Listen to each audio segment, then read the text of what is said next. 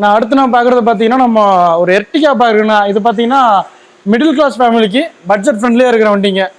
இப்போ இனோவா எடுக்கணும் அப்படிங்கிற யோசிக்கிறவங்கலாம் பார்த்தீங்கன்னா எர்டிகா வந்துடலாம் தாராளமாக. இப்போ இனோவா கிறிஸ்டா பார்த்தீங்கன்னா ஸ்டார்டிங்கே பார்த்தீங்கன்னா ஒரு 26 லட்சம் போயிட்டு இருக்குதுங்க. ஆமாம், இது நீங்கள் டாப் எண்ட் எடுத்தாலே 18 லட்சத்தில் முடிச்சிடலாம். இருக்கும்போது பார்த்தீங்கன்னா இது வந்து பட்ஜெட் ஃப்ரெண்ட்லியாக தான் இருக்கும். இப்போ இந்த வண்டி பற்றி பார்க்கலாங்கன்னா இது 2019க்கு 20 சிங்கிள் ஓனர் கண்டிஷனில் இருக்குங்கன்னா வெறும் 52,000 தான் ஓடி இருக்கு. ப்ராப்பர் கம்பெனி சர்வீஸ் ரெக்கார்டுங்க. Petrol middle variant. Power window, AC, central lock, air பேக்குன்னு சொல்லி எல்லாமே வந்துருங்க. இன்டீரியர் அவுட்லுக் பார்த்தீங்கன்னா சூப்பராக இருக்குங்கன்னா எந்த ஒரு அடிபாடு இல்லாமல் ரிப்ளேஸ்மெண்ட் இல்லாமல் ஒரிஜினாலிட்டி கலையாமல் அப்படியே இருக்கும். ப்ராப்பர் ரெக்கார்டுங்கன்னா 53,000 கிலோமீட்டர் ப்ராப்பர் ரெக்கார்டு. இதெல்லாம் உங்களுக்கு 4 window, power window, central lock இதெல்லாம் வந்துருது. மவுண்ட் கண்ட்ரோல்ஸ், வாய்ஸ் காலிங்லாம் வந்துருது.